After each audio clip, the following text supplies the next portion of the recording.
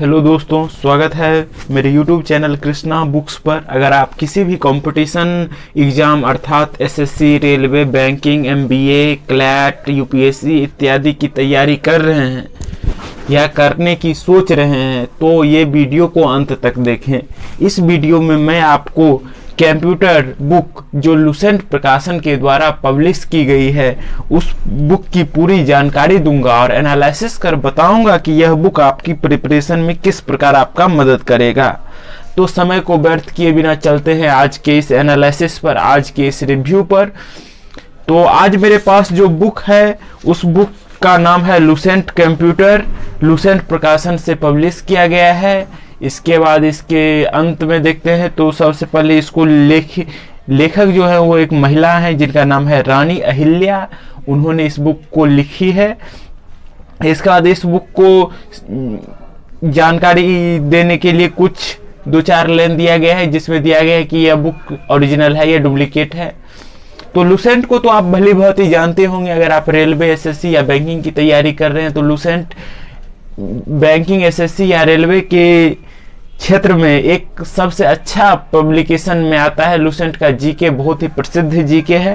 तो चलिए अब देखते हैं इसके पिछले में क्या क्या भाग दिया हुआ है। तो इसमें अदर यूजफुल पब्लिकेशंस के बुक दिए गए हैं जिसमें जीके, इंग्लिश इत्यादि है। अगर इस बुक का एमआरपी मतलब इसका प्राइस जानते हैं तो प्राइस बहुत ही रिजनेबल है। इस बुक का प्राइस 70 रुपये है। अगर आप ऑनलाइन खरीदते हैं तो लगभग 90 रुपये, और ऑनलाइन खरीदते हैं तब 90 रुपये, क्योंकि ऑनलाइन में शिपिंग चार्ज सब भी लग जाता है, डिलीवरी चार्ज भी लगता है। अगर आप ऑफलाइन किसी शॉप पर खरीदते हैं तो इस बुक का कीमत मात्र 65 रुपये या 60 रुपये में हो जाएगा। अगर आप ऑनलाइन फ्लिपकार्ट, अमेजोन से खरीदते हैं तो थोड़ा महंगा पड़ेगा। तो चलिए देखते हैं इसमें कौन कौन से चैप्टर हैं, वो चैप्टर किस प्रकार आपकी मदद करेगा।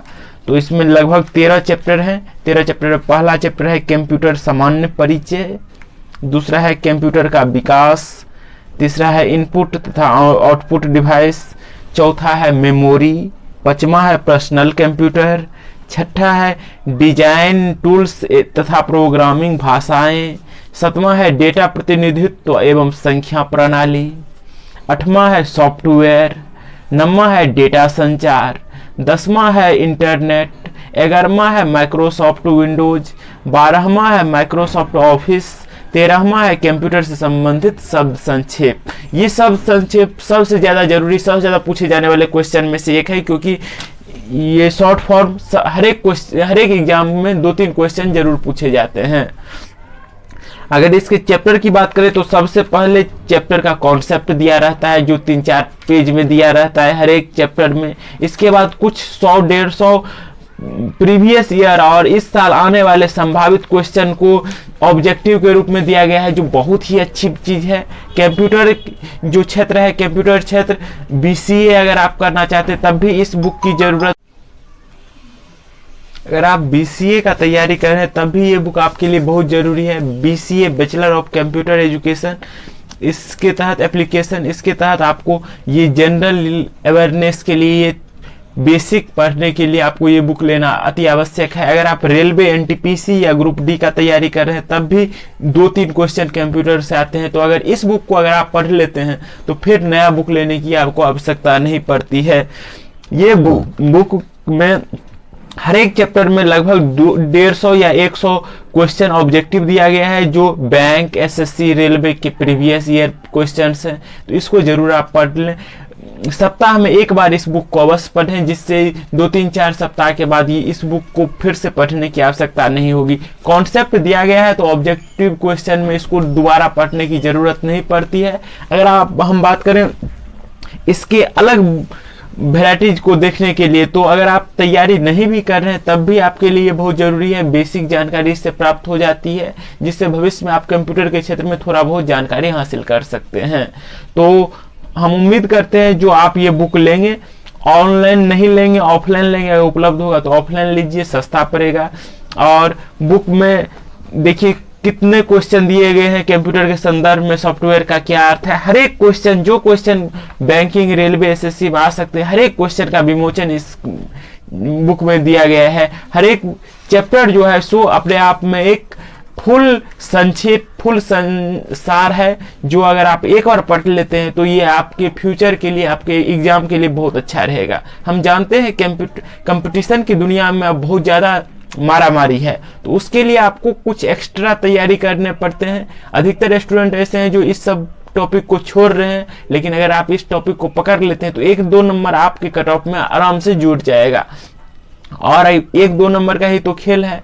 तो इसलिए इस बुक को जरूर पढ़ें। इस बुक में अगर प्रथम चैप्टर हम देखते हैं तो सबसे पहले कंप्यूटर का परिचय दिया गया है, कंप्यूटर क्या है, इसके बाद प्रमुख संबंधित शाब्दिक अर्थ दिया गया है, इसके बाद फिर डेटा प्रोसेसिंग दिया गया है, इसी तरह इसके बाद उस पर वस्तुनिष्ठ प्रश्न दिए गए हैं।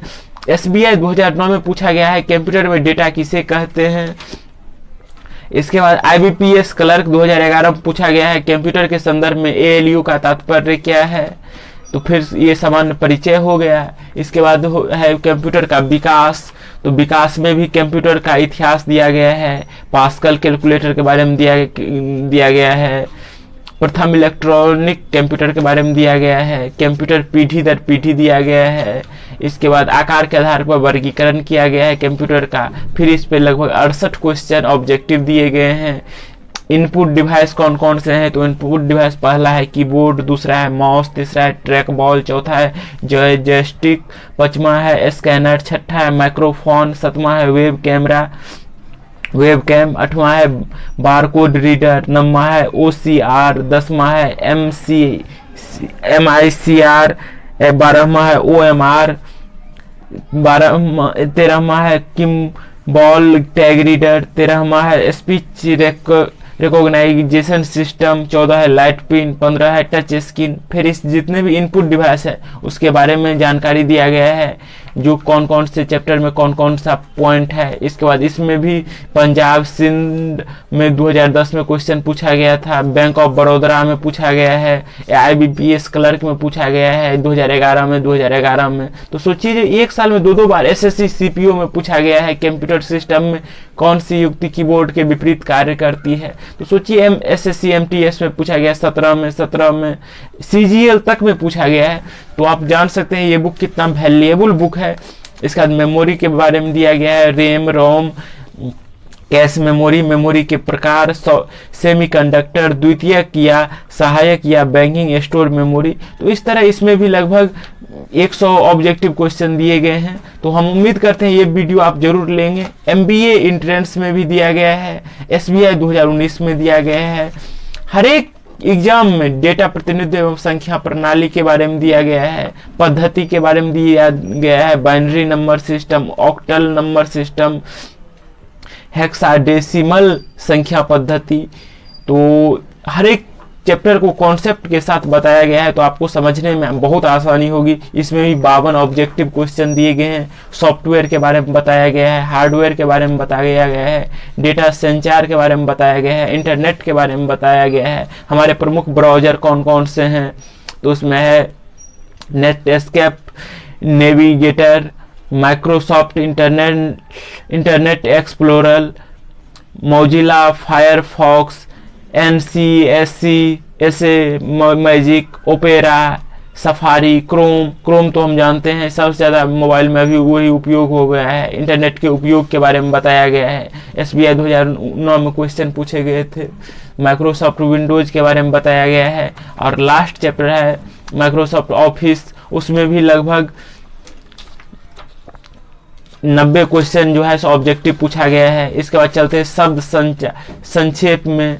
तो ADC बराबर हो गया एनालॉग डिजिटल कन्वर्टर, AI बराबर हो गया आर्टिफिशियल इंटेलिजेंस, ALGOL हो गया एल्गोरिथम लैंग्वेज, ALU हो गया अरिथमेटिक लॉजिकल यूनिट, ASCI हो गया American stand code for information interchange, ATM हो गया ऑटोमेटिक टेलर मशीन, BARC हो गया द भावा ऑटोमेक रिसर्च सेंटर।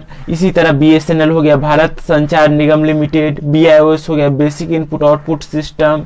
इसके बाद हो गया CD compact disc, CD-ROM compact disc read only memory, CDRW compact disc read and right.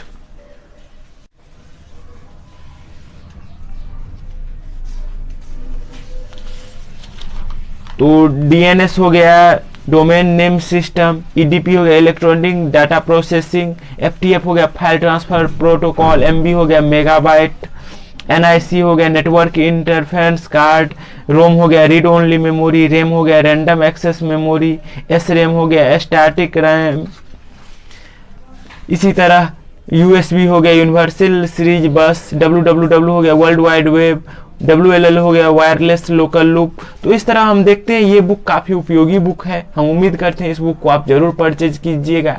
इस बुक को परचेज करने में मुझे कोई फ़ायदा नहीं है, कोई ये स्पॉन्सर वीडियो नहीं है, पर हम आप सब लाभान्वित हो उसके लिए वीडियो बना रहे हैं। वीडियो को ज़रूर लाइक करें ताकि हमको भी मोटिवेशन मिले। वीडियो को लाइक करें, कमेंट करें, शेयर करें। हम उम्मीद करते हैं आज का वीडियो आपको काफ़ी इन्फॉर्मेटिव लगा होगा। अगर रिव्यू अच्छा लगा और आप ऐसे ही हर एक कंपटीशन एक बुक की जेन्युइन रिव्यू चाहते हैं तो बुक का नाम कमेंट सेक्शन में लिख सकते हैं। हम उस बुक का रिव्यू अगले वीडियो में कर देंगे। इस चैनल को सब्सक्राइब करें। सब्सक्राइब के साथ साथ साइड में एक बेल आइकन है, उस बेल आइकन को जरूर दबा दें ताकि जब भी मैं नया वीडियो डालूं तो आपके फ़ोन की घंटी बजे और आपको नोटिफिकेशन से पता चले कि हमने नया वीडियो डाला है और आप वीडियो देखकर लाभान्वित हों। दोस्तों के साथ शेयर करना ना भूलें क्योंकि दोस्तों को भी फायदा होगा। और इसी तरह मिलते हैं फिर अगले वीडियो में दूसरे बुक के साथ, इसी तरह रिव्यू करेंगे। तो चलिए दोस्तों, थैंक यू, गुड बाय।